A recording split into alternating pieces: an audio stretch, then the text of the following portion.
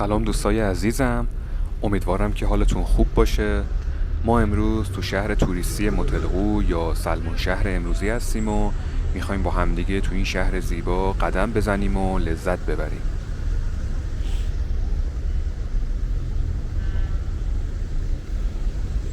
متلقو یه شهر کوچیکیه که در کنار دریای خزر در شمال ایران قرار داره و یکی از بهترین سواحل رو در استان مازندران داره. در قدیم به این شهر ساقی کلایه گفته میشد، ولی به دلیل وجود متلی به نام قو از اون به بعد به متلقو معروف شد و الان هم بیشتر افراد اونو متلقو صدا میکنن، با اینکه نام امروزیش همونطور که بهتون گفتم سلمان شهر. این شهر یه شهر توریستیه که تو سالهای اخیر سرمایه‌گذاری‌های زیادی هم توش انجام شده که یکی از اونها همین برج‌های قو الماس خاورمیانه است که یه جلوه خیلی خوب و قشنگی به شهر داده و اینکه بیشتر افرادی که میخوان سرمایه‌گذاری کنن یا اینکه در شمال ایران ویلا بخرن به این شهر میان و گزینه اولشون این شهره. برای همین خیلی قیمت بالایی داره آپارتمان‌ها و ویلا و خونه‌های این منطقه و یکی از دلایل محبوبیت این شهر فاصله کم بین دریا و جنگله و شما میتونید در مدت زمان خیلی کمی از دریا به جنگل بیاین و هم از جنگل استفاده کنید و هم از ساحل تمیز متلقو.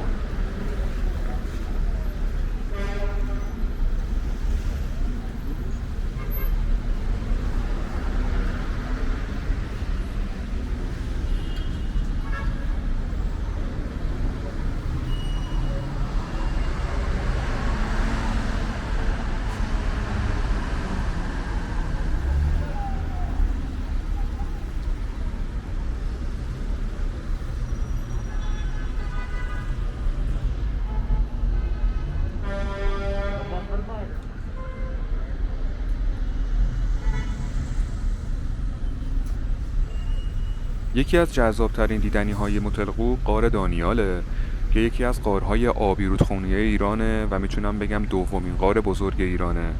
همچنین اگر تفریحاتی مثل والیبال، فوتبال ساحلی، شنا، قایق سواری، پاراسل، جت اسکی رو دوست داشته باشین، اینجا میتونه یه مکان بسیار خوبی براتون باشه.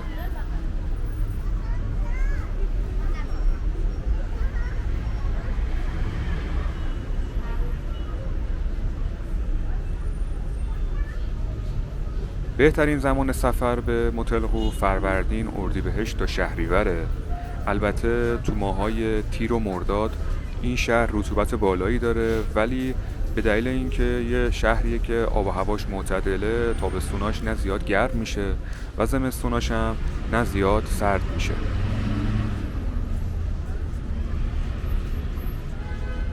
اگر بخواین تو این شهر اقامت داشته باشین میتونید از ویلاها یا خونه‌های اجاره‌ای که تعدادشون هم خیلی زیاده استفاده کنید. اگر تمایل دارین که در هتل اقامت داشته باشین، هتل لیلیوم هست و هتل قو الماس خاورمیانه که میتونید چند شبی رو اونجا اقامت داشته باشین و از این شهر زیبا لذت ببرید.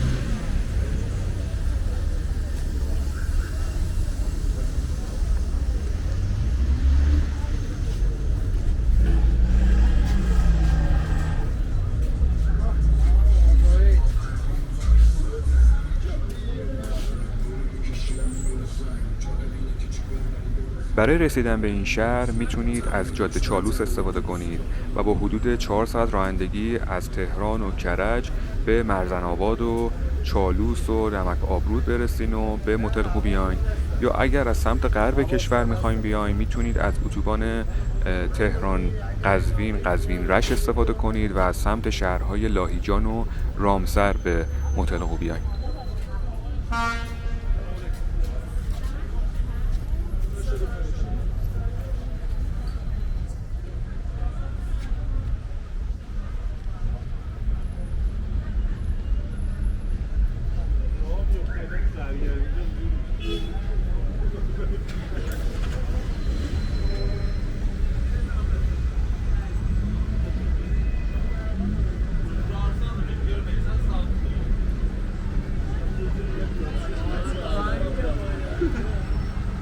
خیلی ممنونم که مثل همیشه ما رو حمایت میکنید. واقعا کامنت های شما به ما انگیزه میده و دل ما رو گرم میکنه.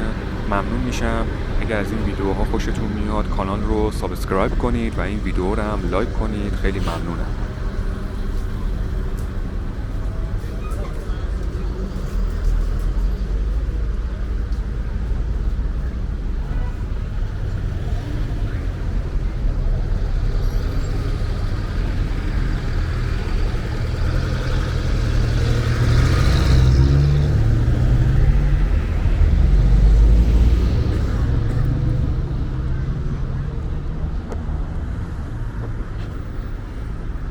این شهر پر از رستوران و کافی شاپ و فست فوده و همونطور که میبینید بیشتر پنجشنبه شب‌ها و جمعه شب‌ها مردم میان و از این رستوران‌ها استفاده میکنن.